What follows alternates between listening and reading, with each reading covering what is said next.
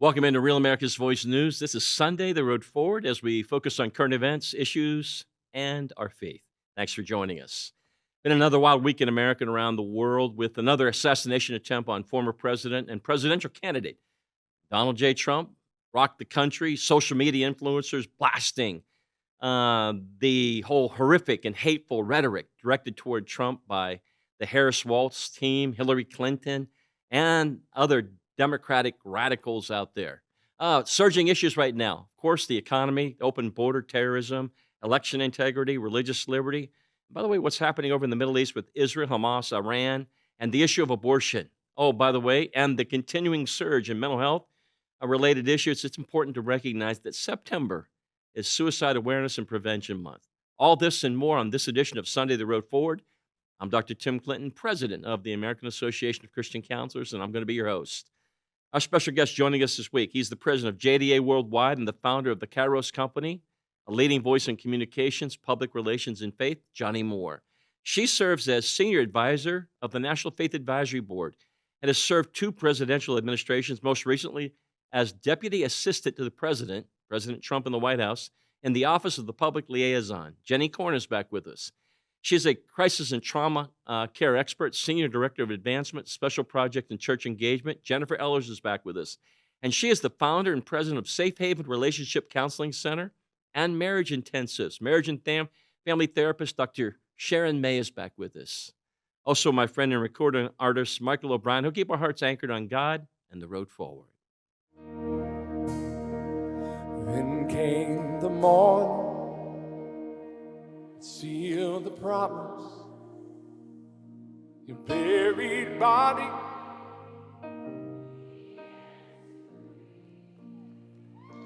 Out of the silence, the roaring lion declared the grave has no claim on me. Jesus, yours is a victory. Yeah, come on, hallelujah.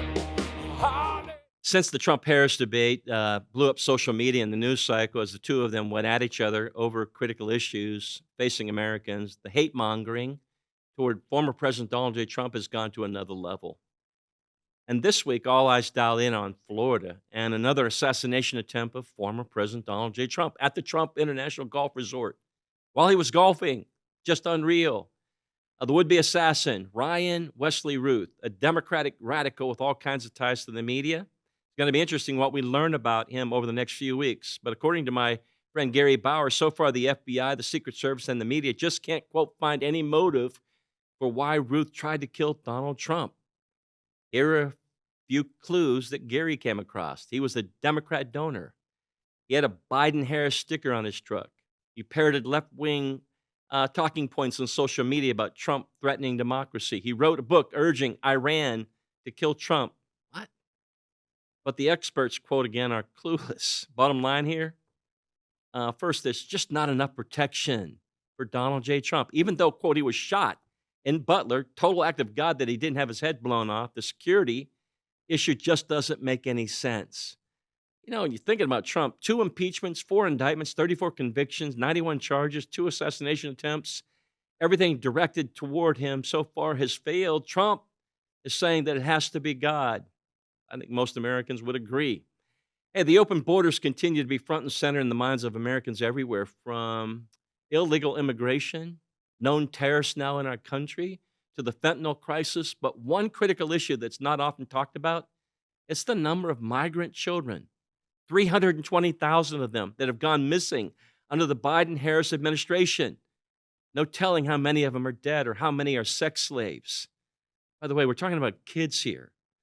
Another issue related to transgender ideology is the growing lack of regard for the right of conscience protections for Christians and faith-based organizations, resulting in the exclusion of Christian parents and orgs from foster care and adoption. And hey, how about Hillary Clinton going off about Trump the day after his second assassination attempt? Not sure what's going on with her. Maybe she has something to hide. I don't know, but it's wild. And I think everybody would agree it's way out of bounds. But this presidential race isn't about personalities, it's about policies. about the issues that matter to the future of our country, that will determine the future for our children and our grandchildren. Again, the economy, open borders with millions of illegal immigrants here, known terrorists again in the country, the threat of war, World War III possibly, and more, Israel, the issue of life, religious liberty, free speech, socialism, Marxism, and more. A great verse from the Bible to hold on to this week. It's from Proverbs chapter 18, verse 10. The name of the Lord is a strong tower, and the righteous run into it and is safe. Hey, stay with us as we jump headfirst into today's issues. As we talk a lot about our faith, I know we're on a lot of platforms, but if you're watching up on social media, I'd love for you to take a moment right now to like and share the program with your friends and family. Let them know what God's doing in and through Sunday, the road forward. By the way, thanks again for watching. I'm going to pray right now, and we're going to have our guests join us. God be with us. Thank you so much for your goodness and grace. I pray a special blessing over today's broadcast. Guide our conversation. Help us to keep our hearts and minds centered and focused on you. I pray all this in the strong name of Jesus. Amen. Let's get started. For more encouragement and to stay connected, follow Dr. Tim Clinton on Facebook, Instagram, and X. We love being a part of your life.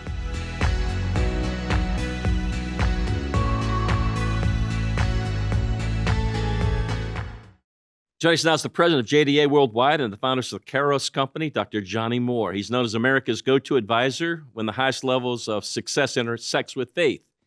And he works on behalf of the faith community and on behalf of those interested in it. He's a best-selling author. Welcome back, Johnny. Thank you for joining us. Thanks, Tim. Good to be with you. Johnny, let's start out with the Trump assassination attempt this week. Just unreal. Ryan Wesley Ruth, Democrat radical, all kinds of ties to the media. It's interesting.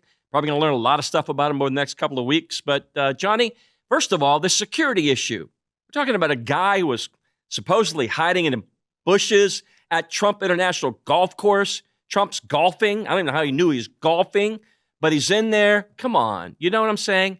After being shot in Butler, Pennsylvania and more, what in the world's going on? I mean, it makes you think like, this is like, not just animosity, this is hatred toward the president or something.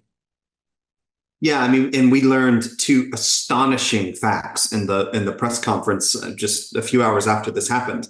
The first one is that the sheriff of Palm Beach County outright said that if Donald Trump was the sitting president of the United States, they would have had the whole golf course shut down, including the street. You know, the golf course, this hole butts up against a street, anyone that's ever been there. And that is a tell, number one, because we were told, by the way, a few weeks ago that the White House, after the first assassination attempt, was giving the former president everything he needed. Well, clearly they weren't, because of the second fact. This guy was hiding in the bushes for 12 hours. For 12 hours. And then, by the way, the Secret Service, yes, they were heroes. They saved the day. They saved his life. But it's also true that they only discovered the guy a few feet from, literally, the president was in the previous hole. On the way to the hole, they were just ahead of him.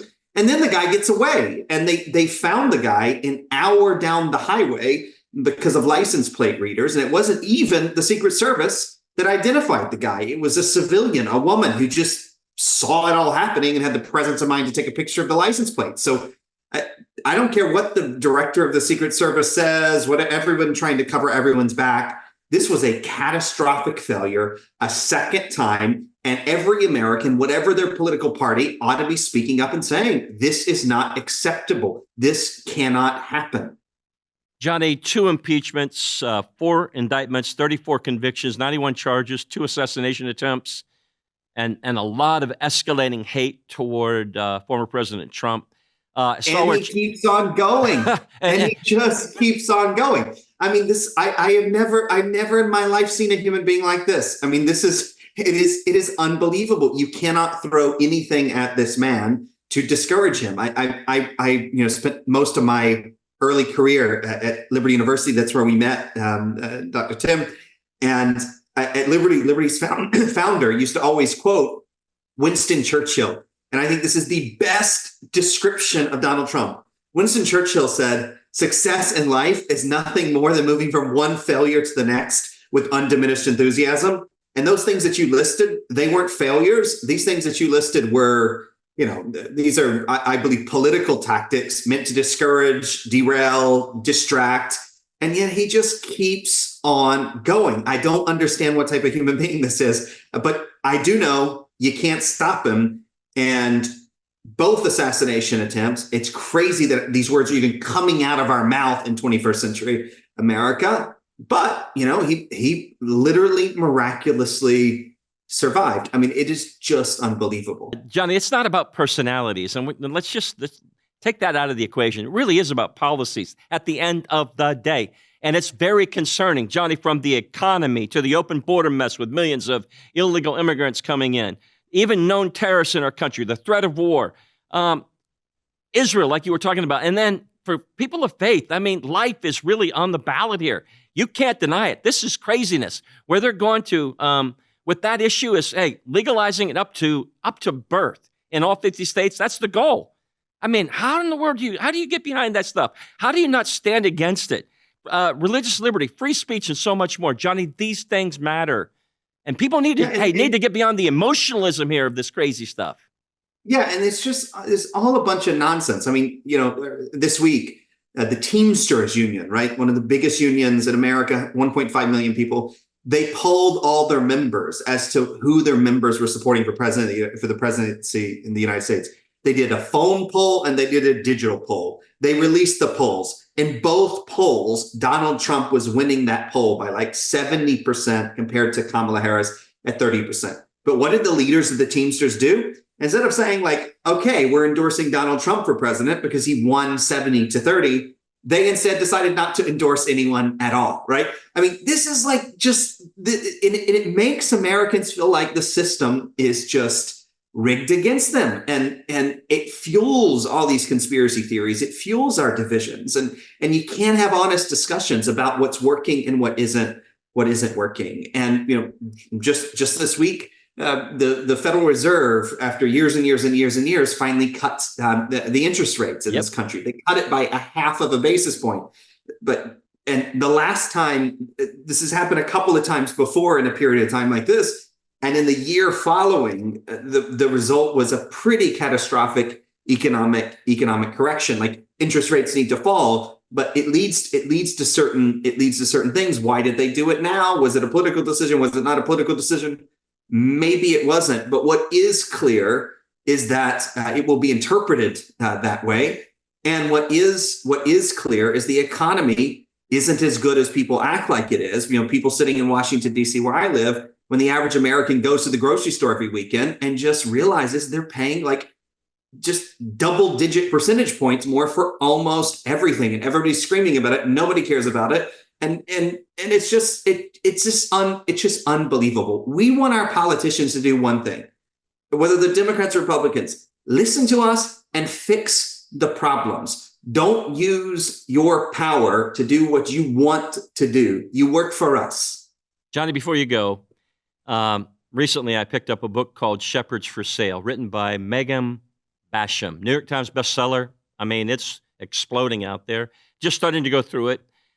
In essence, what the thesis is that the left is buying off a lot of, quote, evangelical leaders, co-opting them, I think creating confusion, chaos, division within the evangelical community. Everybody knows that voting bloc is so significant.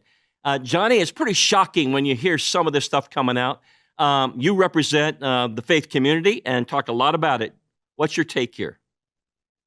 Well, let me just be clear. Like some of these people, referenced in that book and other circumstances, they attacked evangelicals for advising Donald Trump every single day for 4 years. They maligned our reputations. It didn't matter if we were supporting policies that we agreed upon. They chose to attack the messengers, their advocates, evangelical advocates sitting across from the Resolute desk of the Oval Office, arguing for those things that are important to us. And now those people have all of a sudden, a number of them have all of a sudden flipped and endorsed Kamala Harris as president of the United States. And I refuse to do to them what they did to us. But I will tell you that when it's all said and done, it will be said of evangelicals like me that advise former President, Donald Trump, and would be very, very happy to advise whoever's the president of the United States, that we chose to when we were asked questions, to state clearly what we sincerely believed, whoever was in the White House. We were always open to that. But there's this whole group of evangelicals that refused to engage at all whatsoever. And I think this is a moment of reckoning for the evangelical community when it comes to engagement with the public square. It's just not the moment of reckoning that they think it is. Yeah. Johnny, always great to have you. Love the conversation, buddy. Thank you for joining me. Thanks for having me. Coming up next, she serves as senior advisor of the National Faith Advisory Board. Jenny Korn is back with us. Do people ever come to you asking for help, maybe hope? How about prayer? Do you ever wish you understood the issues better that people are wrestling with? Or how about how to use the Bible more effectively in caring for people? If so, I'd love to get a copy of our Caring Counsel Bible in your hands, featuring 116 topics written by some of the world's best mental health and ministry experts. I think you'll love it. Topics like discouragement, abuse, depression, divorce, anxiety, abortion, and more. So you can learn more about these issues and how to use the Bible more effectively, how to share passages of Scripture with others, maybe even yourself, as you're sitting down over a cup of coffee. You know what I love most about this Bible is that it's so easy to use. You can find right up front an index with subjects, key passages of Scripture, personality profiles, and so much more to go to. So you can use the Bible more effectively in caring for other people. The Caring Counsel Bible right now is retailing for $85. We're going to make it available to you for just $49.99 plus shipping. I think you're going to love it. Hey, for more information about how you can get this Bible right now, go to careandcounsel.com. That's careandcounsel.com. For more encouragement and to stay connected, follow Dr. Tim Clinton on Facebook, Instagram, and X. We love being a part of your life.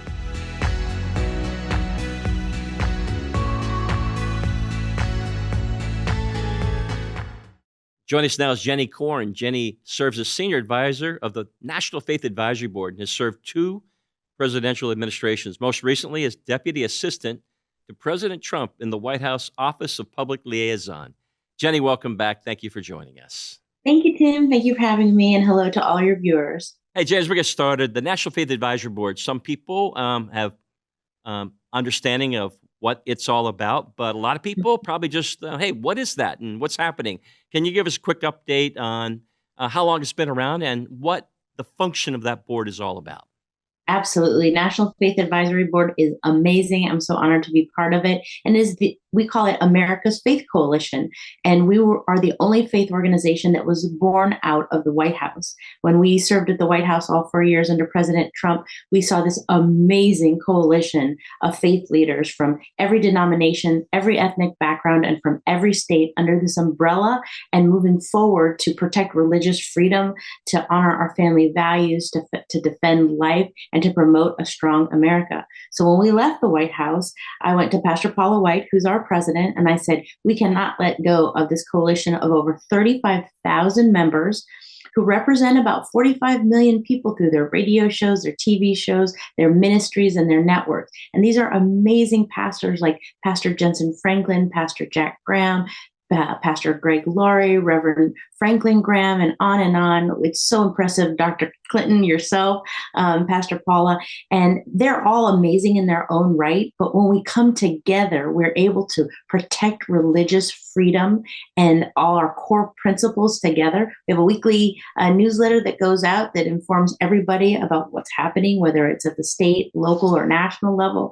And then monthly, we have calls with senators, former presidents, pastors to worship together, to pray. And then lastly, we are on this tour where we just got back from Wisconsin. I love Kenosha, Wisconsin, and the people there. And we bring pastors together to educate them, equip them, and mobilize them to make sure that our freedoms in America are strong for the people of faith. And Jenny, the National Faith Advisory Board represents leaders, but also constituents everyday people, if you're interested in matters of faith and policies in our country and more, this is the engine that you need to be looking to. Jenny, if people want to learn more right up front here, I want to share that information. Where can they go?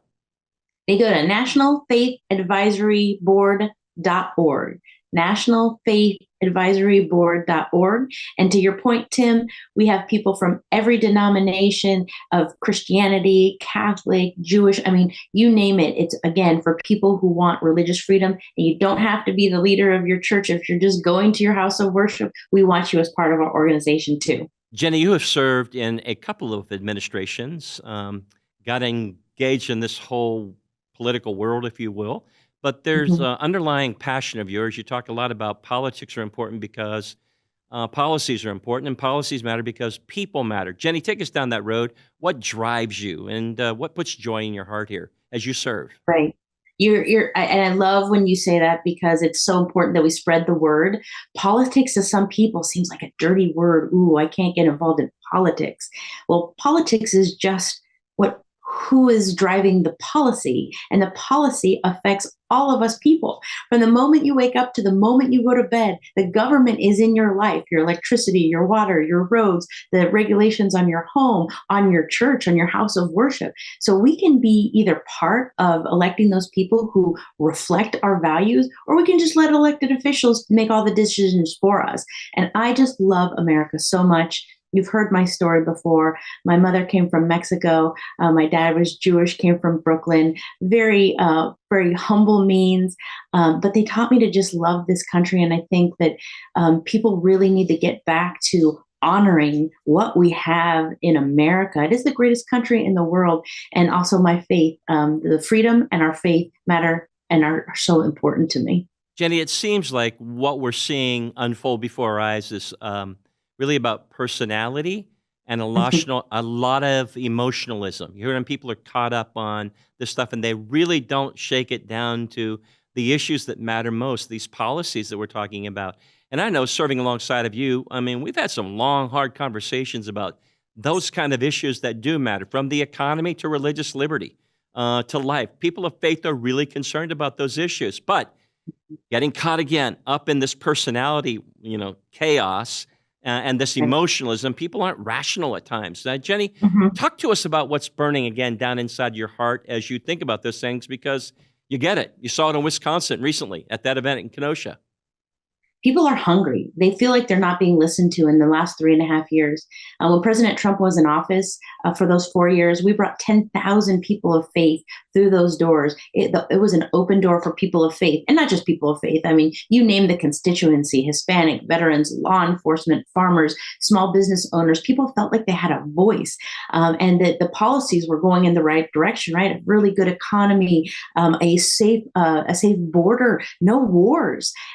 Fast forward into the last 3.5 years, now we have a horrible economy, inflation. People are worried about how they can afford their groceries. They can't even buy a house right now. Interest rates are through the roof. And we have wars going on, and we have a completely open border. And what's lost in this is the victims, people who are people who are being murdered, people who are being raped. And the other side is just saying, well, immigrants are they're committing less crimes than other people. What? That's not compassion. We need to be compassionate about people who are struggling in their own budgets, in their own homes, trying to feed their families. People who are afraid of so many immigrants. Do you know that 10 million immigrants have come through that border, and over 100 on the terror watch list? We need to have policies in place, and that will help us, that will defend us, that will keep us safe and keep us prosperous. That's all we want. So when you are thinking about who you're going to vote for, whether again it's at the local level, the state level, or the federal level, don't worry about personality. What personality doesn't put food on the table. You need to worry about those policies that directly affect you. Jenny, let's talk about people of faith for a moment. You've lived in this space for a long time. And when you look at the research, evangelicals overwhelmingly going toward President Trump. But in the midst of it, as you dig into it a little bit, you find that a lot of evangelicals don't even show up at the polls. I mean, it's kind of shocking. What's your take on that?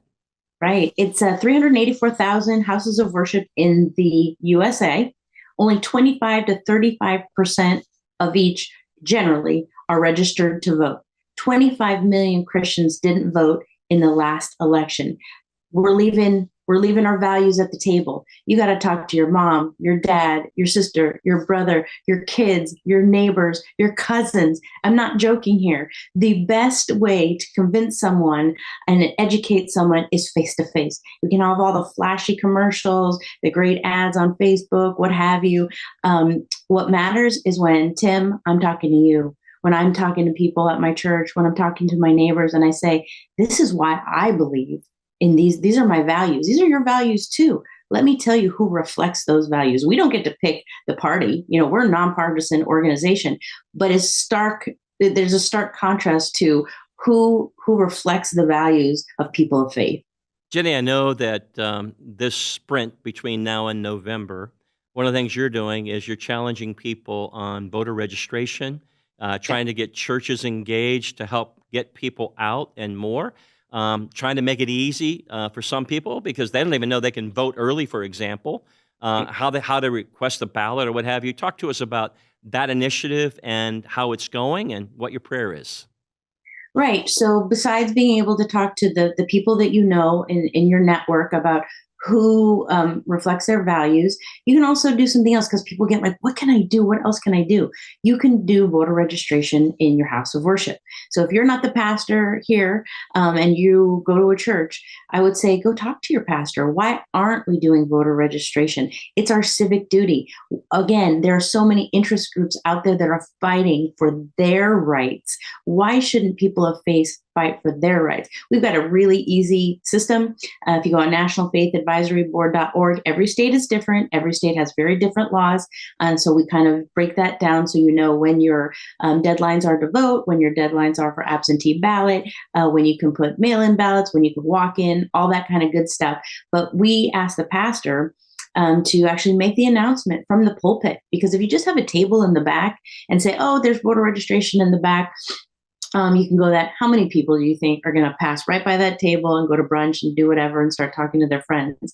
So we ask the pastor to make the announcement, and then we have these postcards with a QR code on it. And everybody in the church does it together. And if you say, "Oh, I've already registered to vote," we say, "Please check anyway. Do the scan, and then that'll let you know if you're completely up to date on your registration. Because if you've changed your name, even if you moved a block away, you have to re-register to vote." And so if you want to be part of that, we can give you those tools. We have the voter registration packet, super, super easy to do that. And we only have a few weekends left to do voter registration. So I say, please take action today. Jenny, so all that information is up on the website?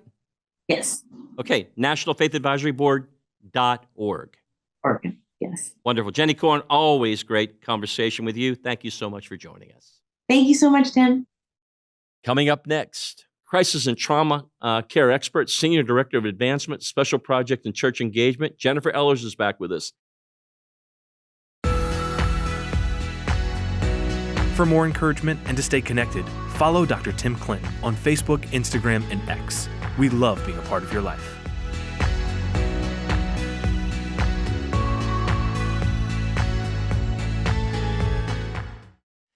Hey, joining us now is Jennifer Ellers. She's a professional counselor, life coach, crisis response trainer, and author and speaker. She also serves as Senior Director of Advancement, Special Projects, and Church Engagement for the American Association of Christian Counselors. Jennifer, welcome back. Thank you for joining us. Always a pleasure, Tim. Jennifer, we get started. We just came through the anniversary of 9/11. Way back in the day, you led a delegation to New York City. I think it was within 30 days of the incident there in New York City. Jennifer, it was stunning. I actually joined you and a team of people up there, but talk to us a little bit about the purpose and the mission and what you saw, what you still remember from that experience. Well, it was a life-changing experience, Tim. And I know for anyone out there watching or listening that was alive and an adult, or at least really even aware of what was going on, they remember where they were on 9/11. They remember some key things there. And of course, for you and I, we were physically there. As you mentioned, I think it was something like 14 days after the event, I drove into Manhattan. There still weren't many flights going. And just to try to create a task force on behalf of the American Association of Christian Counselors and our crisis response team to help. And, you know, Tim, God did such amazing things. The things I remember most are I felt completely inadequate to be doing what I was doing at such a time as that. But God assured me that he would take care of it. And he really did. He assembled an incredible team of people, both people in New York and then the people that came alongside us from the Christian world all over the country, people like Gary Smalley and Beth Moore and Norm Wright, and a lot of just pillars in the Christian world came alongside us, and the doors that God opened for us to be at Ground Zero, the church that he that opened the doors that let us come in to hold events there and to sort of be our base of operations. It was just an incredible time that God used to really transform, I believe, the ministry that was happening there. And then certainly he transformed me personally through that experience. Jennifer, I can't help but think also, too, about all the first responders in that Yeah. situation. I think about the church community trying to figure out how to respond. And by the way, that's what we all do. As Americans, as people of faith and more, we run to the scene and we come alongside and help each other. Jennifer, I want to transition just for a moment. You're a crisis response and trauma expert. You're one of the best I know. We're living in a day and time where there's a lot of fear and concern. You know that. We're seeing all kinds of chaos across the country. The crime explosion has a lot of concern in the hearts of people. In addition, people talk a lot about the open borders and the people coming across. And by the way, that there are, quote, terrorists in our country and more. And people are afraid of potentially another 9/11 type of incident happening and more. What do you say to people to help, ratchet some of that down? But at the same time, you've got to be aware and you've got to be alert. And common sense has got to guide us here for a moment. I mean, this is pretty serious. No, this is really serious stuff. It's very serious stuff. And Tim, let me say, I understand that the anxiety levels are up. And even for those of us who do crisis response work, I think one of the things that when I'm not in the center of my relationship with the Lord, I can get anxious because what we're being told is the dangers are so much different. The dangers are there. Terrorism is still a very huge threat for us, even in this country, but it won't happen the same way it did on 9/11. And our vulnerabilities aren't necessarily people getting on planes and flying them into buildings. In fact, all the security we've put around that now means that what happened that day in 2001, it would not happen today.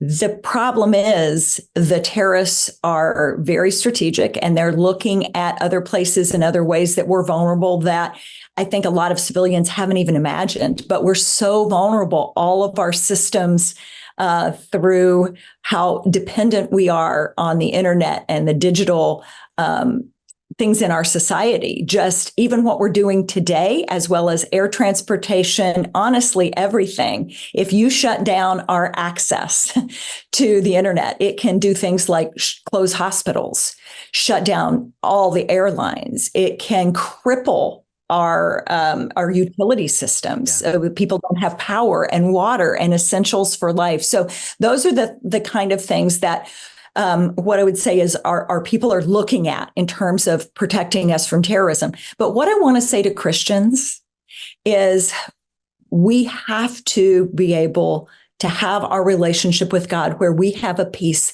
that passes understanding. We are living in a time that is really unprecedented just in terms of the new and different threats that are out there every day. And it can be stressful.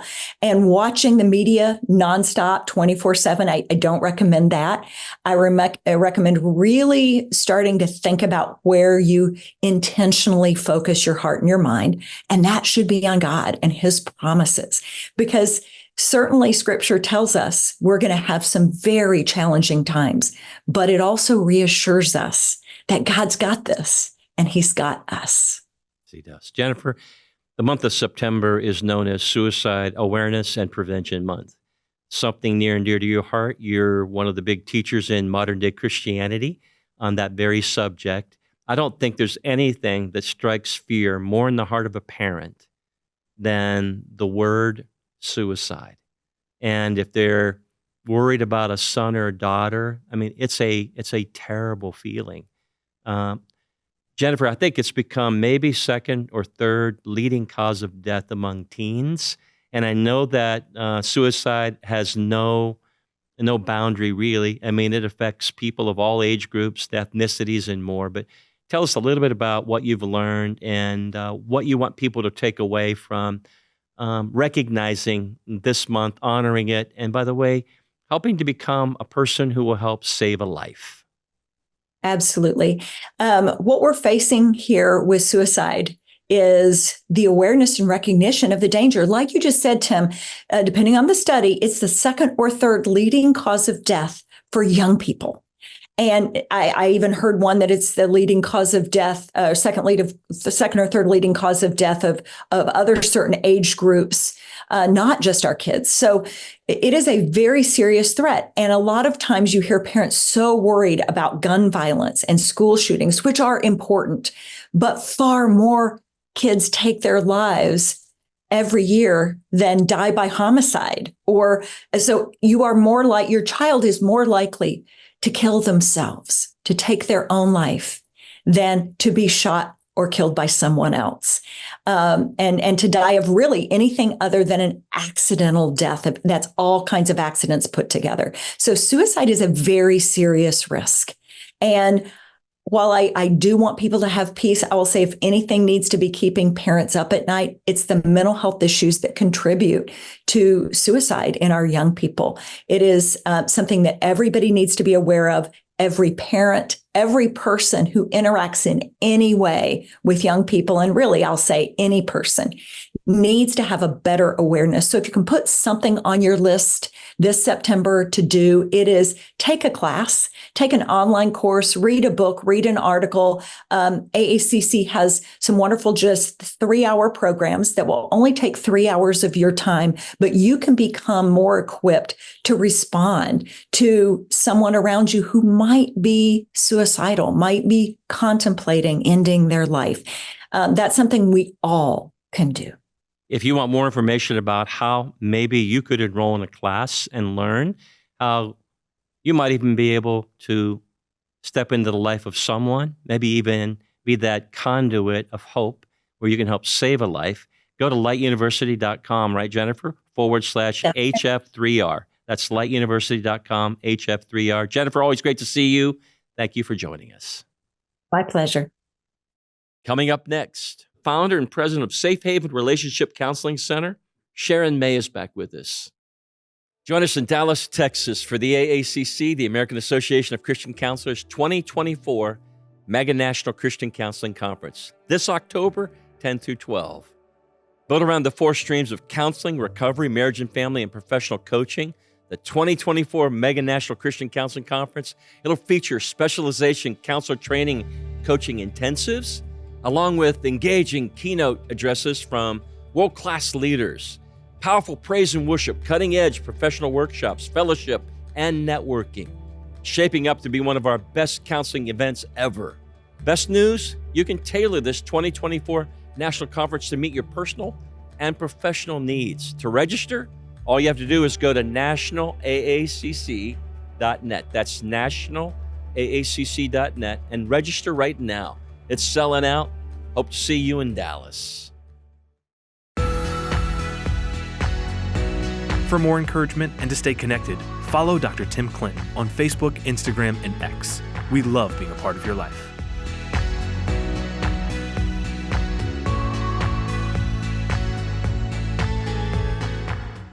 Joining us now is marriage and family therapist extraordinaire, Dr. Sharon May. She's the founder of the Safe Haven Relationship Center and the originator of the well-known Safe Haven Marriage Intensive. She trains counselors, works with couples and leaders all around the world. Sharon, welcome back. Thank you for joining us. Oh, it's good to be here with you, Tim. Sharon, as we get started, I wrote down in my notes, tired and tense. I think that describes probably most couples. When you think about the economy, fear about taking kids back to school with school shootings and this open border issue, and people are really concerned about, terrorists all over in our bedroom communities across the country. Sharon, you talk to couples everywhere. What are you hearing, and what are your thoughts? It is a difficult time for couples, economically, socially, and the world out there feels unsafe, and the world inside their home also feels in turmoil. And couples are stressed and they are tired. I know people, that money piece is a real challenge. You don't have any money, Sharon, it's not fun.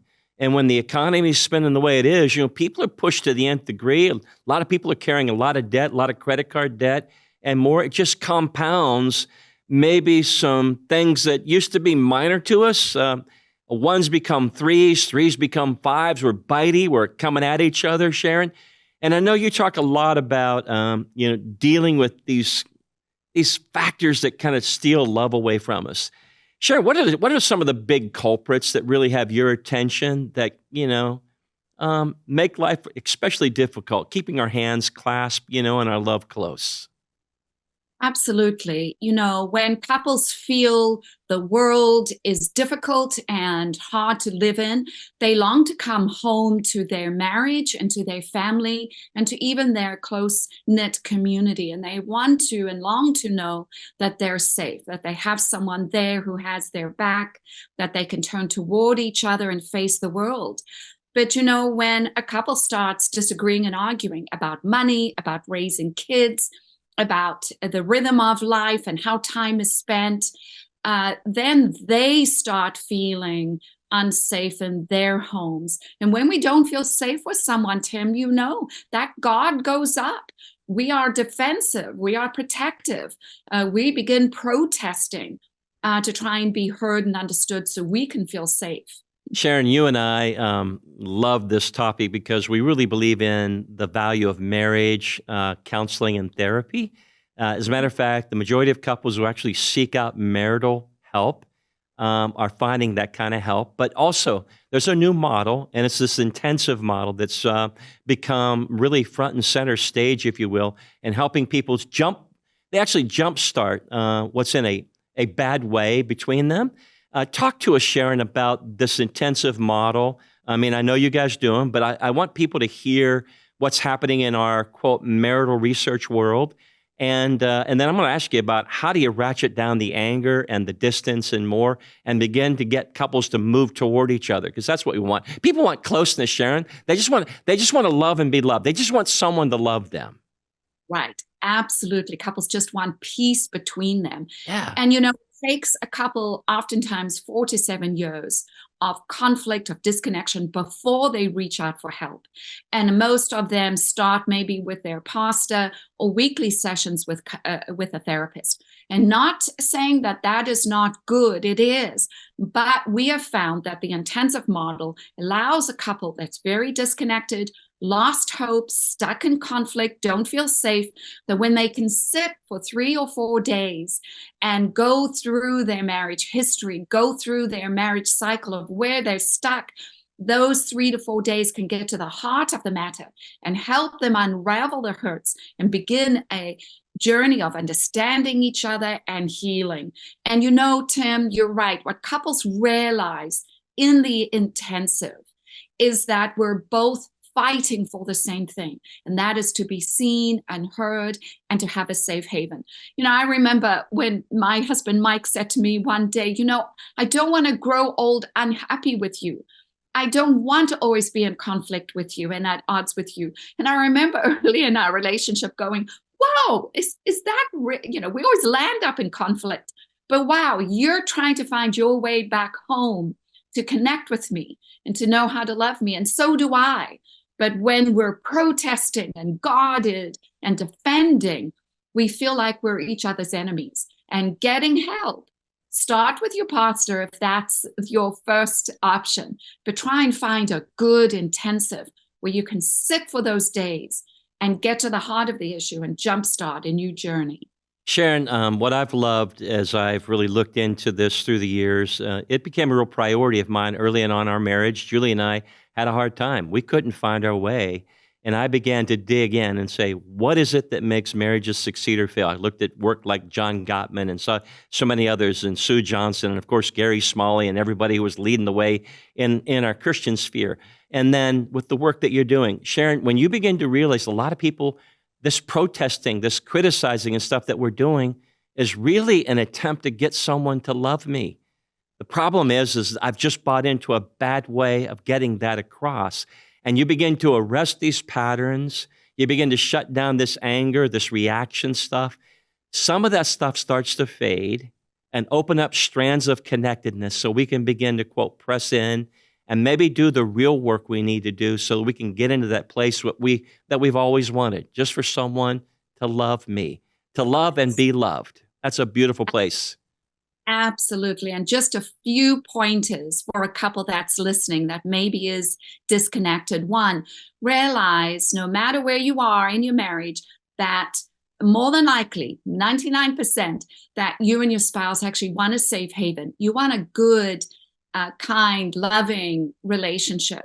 And secondly, slow down and take a look at the cycle that you guys are stuck in.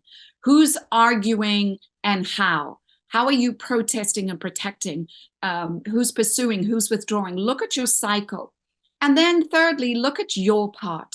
Slow down and say, you know, I might be angry and frustrated and saying, how dare you? How could you? But slow down, and what is that softer side saying? It's saying, you know, when you don't take out the trash, I don't feel loved. But I know you love me, and I know you want to love me. But taking the trash out when you say you will is important to me. Start talking about what you really want understood from your softer side, knowing that both of you want to find your lily pad, get on it, and love each other well. Sharon, if people want to learn more about you, the Safe Haven Marriage Intensives, where can they go? safehavenrelationshipcenter.com. And we're more than willing to answer questions and to guide you to a resource that can help you understand how you got stuck, why you're stuck, how to get unstuck, and how to foster a connected relationship, a safe haven marriage. That website again is safehavenrelationshipscenter.com for more information about you and your ministry. Always great to have you, Sharon. Thank you so much for joining us. And blessings. Bye-bye. For more encouragement and to stay connected, follow Dr. Tim Clinton on Facebook, Instagram, and X. We love being a part of your life.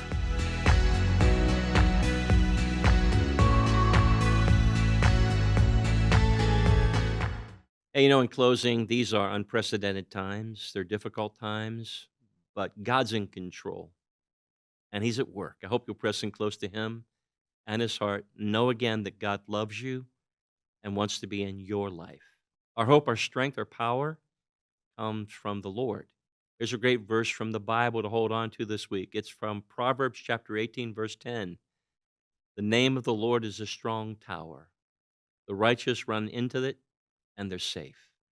Hope you always remember that God, again, is in control and that you can look to Him for wisdom and direction, again, in your everyday life. Let me also say, I've learned as a professional counselor that it's normal to have concern, maybe some fear, worry, especially when things aren't the way they're supposed to be, when the wheels are coming off the bus. But also know, if you're not careful, it can begin to consume you, control you. It's easy to lose perspective. Some, hope. It can get so dark for those who go there that they would feel like life would be better off without them. I say this every week. You don't have to live like that. Simply taking a step, reaching out for help, is often the gateway to a new day or a new you. And if you or someone you love, if you're struggling, you're in trouble, reach out for help. There are wonderful counselors and pastors who care, can help you find the hope, the answers that you're looking for. By the way, incredible resources available now. Love to connect you with some of those. You can go to our website at aacc.net, aacc.net. If you'd love to have a relationship with God, I want you to know you can have a relationship with Him right now by asking God to come into your life. Ask Him to forgive you of your sin and your brokenness, and ask Jesus to become your Lord and Savior. There's a verse in the Bible, Romans chapter 10, verse 9, that says, if you confess with your mouth that Jesus is the Lord and believe in your heart that God raised Him from the dead, you will be saved. And I believe if you prayed that prayer, that you are now in the family of God. And the best thing you can do is go serve God. Seek Him out for the rest of your life, and He'll give you the strength to do it. I believe that. If you're struggling right now with hopelessness, maybe real despair, even thoughts of suicide, I hope you'll pick up the phone right now and call the suicide hotline. The number is 988. That's the National Suicide Prevention Lifeline, 988. Hey, before we go, maybe maybe God's gifted you with a heart to help other people. Hope you consider being a part of our Mental Health Coach First Responder Training Program.